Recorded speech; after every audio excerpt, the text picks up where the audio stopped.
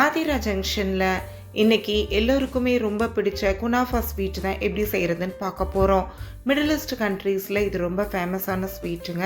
ரம்ஜான் காலத்தில் இந்த ஸ்வீட்டுக்கு ஒரு முக்கிய பங்கே உண்டு.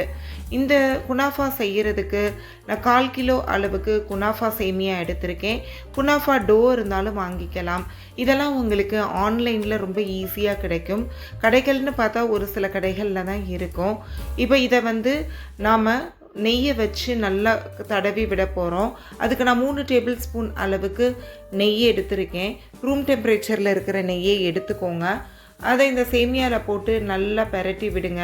கொஞ்சம் டைம் எடுத்து பொறுமையாகவே செய்யுங்க. இந்த மாதிரி பெரட்டும் போது உங்களுக்கு சேமியாலாம் உடஞ்சி கொஞ்சம் கொஞ்சமாக பொடி பொடி பீசஸாக வந்துடும். இந்த மாதிரி இப்போது க்ரீம் ரெடி பண்ணணும். அதுக்கு 3/4 கப் அளவுக்கு பால் பவுடர், 1/2 கப் அளவுக்கு சீனி, 2 டேபிள் ஸ்பூன் அளவுக்கு கார்ன் மாவு போட்டுட்டு 1/2 கப் அளவுக்கு பால் ஊற்றிக்கோங்க. இதை நல்லா கிளறி விடுங்க. அடுப்பை சிறுதியிலே வச்சுக்கோங்க. கொஞ்சம் நேரத்தில் பால் பவுடர் நல்லா கரைஞ்சிரும். கொஞ்சம் பிசுபிசுப்பு தன்மை வர்ற வரைக்கும் நீங்கள் காய்ச்சணும். இந்த மாதிரி ஒரு பதத்துக்கு வரவும் ஸ்டவ் ஆஃப் பண்ணிவிடுங்க. ஏன்னா ஆரவும் இன்னும் கொஞ்சம் இருக்கும். இப்போ நம்ம ஒரு கடாயில் தான் இந்த குனாஃபாவை செட் பண்ண போகிறோம்.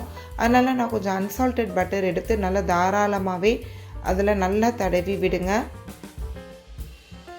இப்போ நம்மளுக்கு கடாய் ரெடி ஆகிடுச்சு. அடுத்து சுகர் சிரப் ரெடி பண்ணணும். அதுக்கு 1 கப் சீனி நான் எடுத்து பாத்திரத்தில் போட்டிருக்கேன். 3/4 கப் அளவுக்கு தண்ணி ஊற்றிட்டு அடுப்பை ஹையில் வச்சு சீனி கரையமோ அதுக்கப்புறம் மீடியம் ஃப்ளேமில் வச்சுக்கோங்க. பாகுபதம் தேவையில்லை. பிசுபிசுப்பு தன்மை போதுமானது. இதில் எதுவும் பிடிக்காமல் இருக்க 1/2 எலுமிச்சம்பழச்சாறை பிழிஞ்சிட்டு கொஞ்சம் நேரத்துலேயே நீங்கள் ஸ்டவ் ஆஃப் பண்ணிடலாம். இப்போது நம்ம எடுத்து வச்சுருக்க குனாஃபா சேமியாவில் பாதியை இந்த கடாயில் போட்டுக்கோங்க. இந்த மாதிரி ஸ்மாஷர் இருந்தால் வச்சு நல்லா அழுத்தி அதை செட் பண்ணி விட்டுக்கோங்க. அப்படி இல்லைன்னா ஒரு நல்லா ஃப்ளாட்டான கரண்டியை வச்சு நல்லா அழுத்தம் கொடுத்துக்கோங்க.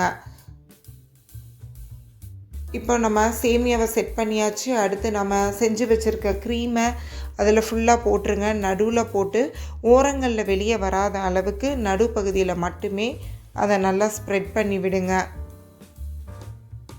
இப்போது இது மேலே நம்ம சீஸ் தூவணும். இதுக்கு நீங்கள் மொசரல்லா சீஸ் க்யூப்ஸ் இருந்தாலும் சரி, இல்லை பீஸாவுக்கு போடுற இந்த மாதிரி சீஸ் இருந்தாலும் நல்லா துருவின சீஸை ஓரளவு உங்களுக்கு தேவையான அளவுக்கு தாராளமாக போட்டுக்கோங்க. போட்டுட்டு மீதம் இருக்கிற குனாஃபா சேமியாவை அது மேலே அப்படியே போட்டு அந்த க்ரீம் தெரியாமல் மறைக்கிற அளவுக்கு போட்டுக்கோங்க. போட்டுட்டு நாம் இதை கைகளாலேயோ இல்லை இந்த மாதிரி ஃப்ளாட்டான கரண்டி வச்சோ மெதுவாக தான் அழுத்தி விடணும், இல்லாட்டி க்ரீம் வெளியே வந்துடும். இப்போ இதை கடாயில் பேக் பண்ண தோசைக்கல்ல 10 நிமிஷம் ஹையில் வச்சு ஹீட் பண்ணியிருக்கேன். இப்போ சிறுதீயில் வச்சு இந்த கடாயை அது மேலே வச்சு 20 நிமிஷம் நல்லா வேக விடுங்க. இப்போது அதை அப்படியே திருப்பி போடுறதுக்காக இன்னொரு தோசைக்கல்லே அதே அன்சால்டட் பட்டரை நல்லா தாராளமாக தடவி வச்சுருக்கேன். இப்போ 20 நிமிஷம் ஆச்சு. ஓரங்களெல்லாம் லேசாக அப்படி எடுத்து விடுங்க. எடுத்து விட்டுட்டு இந்த கடாயை நாம் எடுத்து வச்சுருக்க தோசைக்கல்ல அப்படியே மாற்றி பெரட்டி போட்டுருங்க.